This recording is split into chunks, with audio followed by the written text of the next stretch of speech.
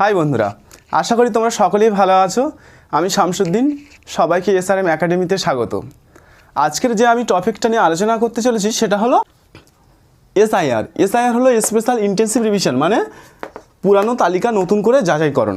মানে কি, যারা যে সমস্ত তালিকা ছিল আগে, সেই সমস্ত তালিকায় যে সমস্ত ব্যক্তিরা মারা গেছে তাদের নাম হয়তো ভোটার তালিকা থেকে গেছে, যারা আবার কি না এখানেও ভোটার তালিকায় নাম আছে, অন্য রাজ্যেও ভোটার তালিকায় নাম আছে বা অন্য কোথাও নাম আছে, সেইগুলো যাচাই করে সঠিক করা, বা বাইরে থেকে যারা এসছে ভোটার তালিকা করেছে অল্প কিছু বছরের মধ্যে, সেটা 2002-এর আগে, সেই সমস্ত তালিকাকে যাচাইকরণ করে নতুন তালিকা তৈরি করা।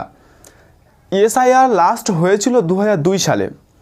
তো আমি আজকের এই ভিডিওর মাধ্যমে বলবো এসআইআর সম্বন্ধে পুরো ডিটেলস, এসআইআরে কী কী ডকুমেন্টস লাগছে, কারা মানে নতুন তালিকায় যোগ্য এবং কারা যোগ্য নয়, এবং যোগ্যতা প্রমাণ করতে এসআইআরের জন্য কী কী ডকুমেন্টস তোমাদের রেডি করতে হবে, কোথা থেকে রেডি করবে, এবং কারা বাদ যেতে পারে, সমস্ত কিছু এই একটা ভিডিওর মাধ্যমে আলোচনা করব।